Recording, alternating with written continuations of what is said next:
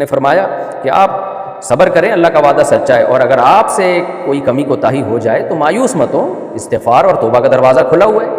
تو آپ مایوس نہ ہو کہ پتہ نہیں مجھ سے اب کوتاہی ہو گئی تو اب اللہ اپنے وعدہ ہی پورا نہیں کرے گا۔ اللہ کہے گا ہم نے تو وعدہ جب کیا تھا جب آپ بھی تو کام پورا کریں، تو ہم سے کوتاہی ہو رہی ہے۔ تو فرمایا کوئی بات نہیں، کوتاہی ہر ایک سے ہو سکتی ہے۔ وَاسْتَغْفِرْ لِذَنبِكَ، آپ اپنی کوتاہیوں پر اللہ سے استغفار کیا کریں۔ وَسَبِّحْ بِحَمْدِ رَبِّكَ، اور اپنے رب کی پاکی بیان کیا کریں، سبحان اللہ و بحمدہ پڑھا کریں، بالعشی والابکار، صبح اور شام بھی۔ یہ بھی صبر پر قائم کرنے کا ایک وظیفہ ہے کہ اللہ کی حمد و ثنا کی جائے، اللہ کی کبریائی بیان کی جائے، اس سے اللہ سے ریلیشن مضبوط ہوتا ہے۔ یہ بھی وہ نسخہ ہے ڈپریشن اور ٹینشن اور اسٹریس دور کرنے کا جو آج ماہر نفسیات کے پاس نہیں ہے، کہ بھائی جو دینے والا ہے نا پریشانیاں، اس سے آپ دوستی بڑھا لیں تو اس سے صبر کی توفیق ملے گی۔ آج لوگ وظیفے پڑھتے ہیں ٹینشنوں کے لیے، پریشانیوں کے لیے، وہ وظیفے بھی اللہ کا ذکر ہی ہوتے ہیں، لیکن اس میں ذکر کی روح ان کو حاصل نہیں ہوتی۔ جب ہم ذکر کرتے ہیں چاہے وظیفے کے طور پر ہو، ذکر کا مقصد ہے آپ کا اللہ سے ریلیشن مضبوط ہو، کیونکہ آپ جب بار بار اللہ کی تعریف کرتے ہیں کہ تمام تعریفیں اللہ کے لیے ہیں، وہ ہر عیب سے پاک ہے، اس کے سوا کوئی عبادت کے لائق نہیں، بہت سارے اذکار ہیں نا احادیث میں، اس سے آپ کے دل میں اللہ کی محبت پیدا ہوتی ہے، کیونکہ جس چیز کا تذکرہ زیادہ کیے جائے، اچھا تذکرہ، اس کی محبت دل میں پیدا ہوتی ہے۔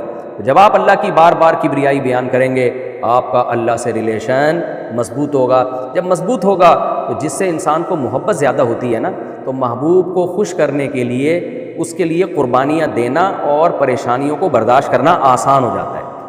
جس سے محبت ہی نہ ہو اس کے لیے پریشانیاں اٹھانا بڑا ٹینشن والا کام ہے۔ آدمی اپنی اولاد کے لیے کتنی ٹینشنیں اٹھاتا ہے، کسی اجنبی کے لیے ذرا بھی ٹینشن نہیں اٹھا سکتا وہ۔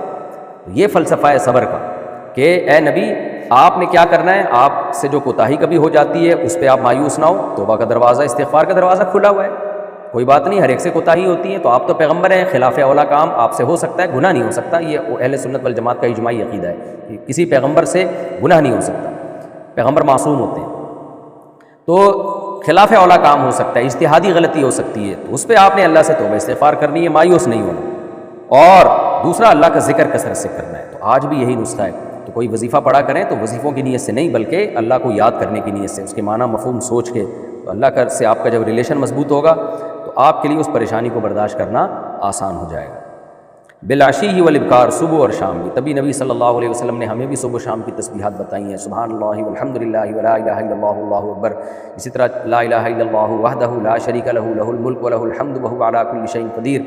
تو یہ ساری تسبیحات ہمیں اس لیے بتائی ہیں، تبھی اکابر علماء کا، بزرگان دین کا ہمیشہ سے صبح و شام تسبیحات کا معمول رہا ہے، تو ہمیں بھی صبح و شام کی تسبیحات کا معمول بنانا چاہیے۔ آگے اللہ فرماتے ہیں کہ اے نبی آپ کو صبر کریں، اور یہ لوگ جو آپ کو تنگ کر رہے ہیں اور قرآن میں حیل و حجت کر رہے ہیں اور دلائل میں جو ہے نا بلا وجہ کی غیر ضروری بحثیں کر کے آپ کو الجھا رہے ہیں، تو ان کے لیے اللہ نے دھمکی دی، ان الذین یجادلون فی آیات اللہ، جو لوگ اللہ کی آیات کے بارے میں جھگڑتے ہیں، بغیر سلطان، بغیر کسی واضح دلیل کے، اتاہم، جو ان کے پاس آئی۔ جیسے آج ملحد بھی بغیر کسی دلیل کے الجھتے ہیں، خدا کی نفی پر ان کے پاس کوئی دلیل نہیں ہے، بس ادھر ادھر کی باتیں کرتے رہتے ہیں۔ ڈاروین کے نظریے کے صحیح ہونے کی کوئی واضح دلیل نہیں ہے، بس ایک ہوائی باتوں کی بیس پر الجھتے ہیں، تو یہ ہمیشہ سے ملحدوں کا یہ طریقہ رہا ہے۔ تو اللہ کہتے ہیں کوئی واضح دلیل نہیں ہے، بغیر دلیل کے یہ باتیں کرتے ہیں، تو اس کی اصل وجہ کیا ہے؟ ان فی صدورہم الا کبر، اصل میں ان کے دل میں ہے تکبر۔ یہ بہت اہم آیت ہے۔ جتنے بھی باطل لوگ ہیں نا، ان کے باطل ہونے کی وجہ یا تو جہالت ہوتی ہے، ان کو علم ہی نہیں ہوتا، یا تکبر ہوتی ہے، اور میجورٹی کے جاہل باطل ہونے کی وجہ تکبر ہے۔ تو ان کو کے بارے میں اللہ نے خصوصی فرمایا کہ ان کے دل میں صرف کبر ہے، بڑائی، کیونکہ اگر انہوں نے مان لیا پیغمبر کو تو یہ چھوٹے ہو جائیں گے، پیغمبر کا درجہ بڑا ہو جائے گا، اسلام سپیریئر ہو جائے گا، اور ان کی جتنے نظریات اور تھیوریز ہیں وہ ساری چھوٹی ہو جائیں گی۔ تو یہ نہیں چاہتے کہ ہم چھوٹے ہو جائیں، ان کے دلوں میں تکبر ہے، لیکن اللہ نے فرمایا ما ہم ببالغیہ، یہ اس تکبر کے تقاضے تک نہیں پہنچ سکتے، تکبر تک نہیں پہنچ سکتے۔ تکبر کا مطلب کیا ہے کہ تکبر سے جو ان کا مقصد ہے نا کہ ہم حقیقت میں بھی بڑے بن جائیں، یہ وہاں تک پہنچ نہیں سکتے۔ اللہ ان کو شکست سے، چاہے وہ دلائل کی دنیا میں ہو، چاہے وہ میدان جنگ کی دنیا میں ہو، اللہ تعالیٰ ان کو مغلوب کر کے چھوڑے گا۔ اور ہوا ایسا پھر بدر میں، احد میں وقتی شکست ہوئی، لیکن بالآخر غلبہ پھر مسلمانوں کا ہوا۔ اسی طرح آگے بھی غزوہ خندق میں اور اس کے بعد جو کچھ ہوتا رہا۔ فاستعذ باللہ، فرمایا چونکہ ان کے دل میں کبر ہے، بس آپ اللہ کی پناہ مانگیے، کیونکہ جس کے دل میں تکبر ہوتا ہے یا حسد، وہ دیکھیں پہلے تکبر ہوتا ہے، اس تکبر کی بنا پر پھر حسد پیدا ہو جاتا ہے، تو پھر حاسد جو ہے وہ تو بہت سخت نقصان پہنچانے کی کوششوں میں لگا رہتا ہے. تو یہ بھی کبر ہے ان کے دلوں میں، اور اس کی وجہ سے ان کو جیلیسی بھی ہے، یہ آپ کو نقصان پہنچانے کی کوشش میں لگے رہیں گے. لیکن آپ نے کیا کرنا ہے؟ فاستعذ باللہ، اللہ کی پناہ مانگنی ہے ان کے شر سے. انہ هو السمیع العلیم، بے شک وہ سننے والا، البصیر اور دیکھنے والا. آگے اللہ پھر دلائل کی دنیا میں آتے ہیں کہ آپ کی دعوت کا یہ کیسے انکار کر رہے ہیں؟ آپ نے کیا دعویٰ کیا ہے؟ تمام پیغمبروں نے ایک ہی دعویٰ کیا ہے، بھائی موت کے بعد زندگی ہے، مرنے کے بعد اللہ کو منہ دکھانا ہے. سارے پیغمبروں کا ایک مشترک دعویٰ ہے. اور یہ کہتے ہیں نہیں، یہ یجادلون فی آیات اللہ، اللہ کی ان آیات میں جھگڑا کرتے ہیں. اور کیا کہتے ہیں؟ بھلا ہم جب مٹی ہو گئے، اذا متنا وکنا ترابا، جب ہم مٹی ہو گئے اور ہمارے باپ دادا مٹی ہو گئے تو کیا ہم دوبارہ پیدا کیے جائیں گے؟ یہ بیکار دلائل ہیں جو یہ دیتے ہیں. تو اس کا اللہ نے جواب دیا کہ دلیل کی دنیا میں آپ کا پلڑا غالب ہے. لخلق السماوات والارض، آسمانوں اور زمین کا پیدا کرنا، اکبر من خلق الناس، لوگوں کے بنانے سے، یعنی دوبارہ پیدا کرنا مراد ہے، لوگوں کے دوبارہ پیدا کرنے سے زیادہ مشکل کام ہے. تو جو خدا عدم سے اس کائنات کو وجود میں لا سکتا ہے، جب ایک ذرہ بھی نہیں تھا، نہ انرجی تھی اور نہ کوئی مادہ تھا، تو اپنی طاقت اور قدرت سے، کلمہ کن کی طاقت سے عدم سے اتنی بڑی کائنات کو وجود میں لے آیا، لا موجود سے موجود کر دیا اس نے. اس کے لیے ریپیئرنگ کر کے انسان کو دوبارہ بنانا کیا مشکل ہے؟ تو مشکل تو یہ ہے کہ پہلی دفعہ پیدا کرنا، یہ زیادہ مشکل ہے. دیکھیں اللہ کے لیے تو پہلی دفعہ پیدا کرنا یا دوبارہ پیدا کرنے میں زیادہ اور کم مشکل کی بات ہی نہیں ہے. اللہ کے لیے تو سب ایک ہی جیسے ہیں، لیکن اللہ ہم سے ہماری زبان میں بات کرتے ہیں، یعنی ہمارے محاوروں میں.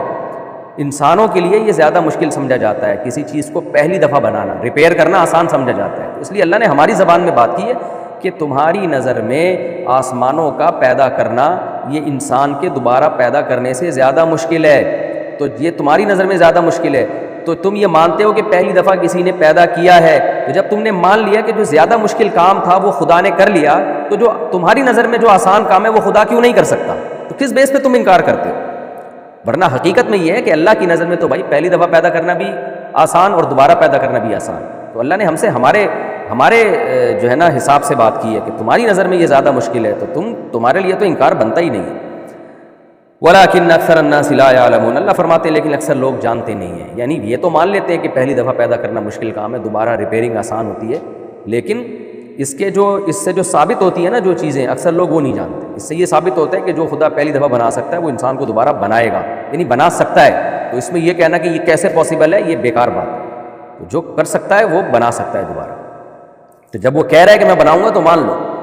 وما يستوي الاعمى والبصير، پھر اللہ فرماتے ہیں کہ واقعی اندھے اور دیکھنے والے برابر نہیں ہو سکتے. جو دیکھ رہا ہے نا اس کائنات کو اور کہہ رہا ہے کہ جو جس نے پہلی دفعہ بنا دیا وہ دوبارہ بھی بنا سکتا ہے، تو یہ بصیر ہے.